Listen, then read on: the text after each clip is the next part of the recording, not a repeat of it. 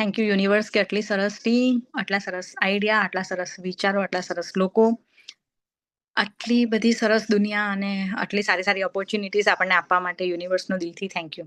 અને આ યુનિવર્સ સુધીનો ગાઈડન્સ આપવાવાળા લવીના મેડમનો બી દિલથી થેન્ક યુ કે એણે આપણને ગ્રેટિટ્યુડ કરતા શીખવાડ્યું આપણી લાઈફમાં.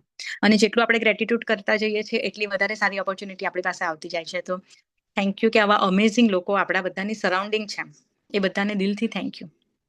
તારીખમાં બહુ સરસ 3-4 વસ્તુ થઈ ગઈ છે. તો આજના આ જેટલા બી પ્રપોઝલ મેં તમને આપ્યા એ આ વીકની અંદર મેક્સિમમ બધા પૂરા કરો. મેક્સિમમ પૂરા કરો. કેમ કે જે એક્શન લેશે તે જ આગળ વધશે. એક્શન નહીં લેશે તો નહીં થશે. દરેક જણનું તમારા પર ધ્યાન હોય કે તમે શું પ્રોગ્રેસ કરી રહ્યા છો. એટલે તમે કામ કરવાનું ચાલુ રાખો. ફોલોઅર્સ નથી વધતા હવે તો કઈ મજા નથી આવતી. એ ફોલોઅર્સ વધવું બધું યુનિવર્સને સોંપી દેવાનું.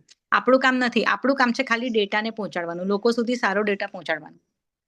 તો એ કામ આપણે આપણી ફરજમાંથી નથી ચૂકવાનું. આપણે ફાઉન્ડેશન એટલા માટે ચાલુ કર્યું કે આપણી સામાજિક જવાબદારી બને કે જ્યારે આપણે આપણા બચ્ચાઓ માટેનું બધું બેકગ્રાઉન્ડ સરસ તૈયાર કરી નાખ્યું તો હવે હું મારા સમાજ માટે કંઈક કરીશ એમ. સમાજના લોકોને આગળ લાવીશ, સમાજના બાળકોને આગળ લાવું, બહેનોને આગળ લાવું. એ મારી ડ્યુટીમાં આવે. તો એ કર્યા પછી એકવાર દેશ માટે કામ કર્યું પછી દુનિયા માટે કામ કરવાનું.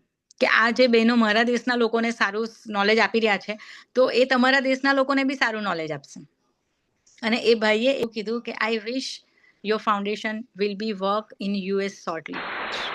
આટલું મોટું એચિવમેન્ટ. આપણે ક્રોસ ધ ફિંગર કે આપણે કામ કરીએ નહીં કરીએ, ઓપોર્ચ્યુનિટી મળે નહીં મળે આપણને નથી ખબર, પણ આપણે કેમ રોંગ થિંકિંગ કરીએ? Why not? બધા કરે છે તો આપણે કેમ નહીં? આપણે બી કરી શકીએ. આપણી પાસે બી એટલું જ છે.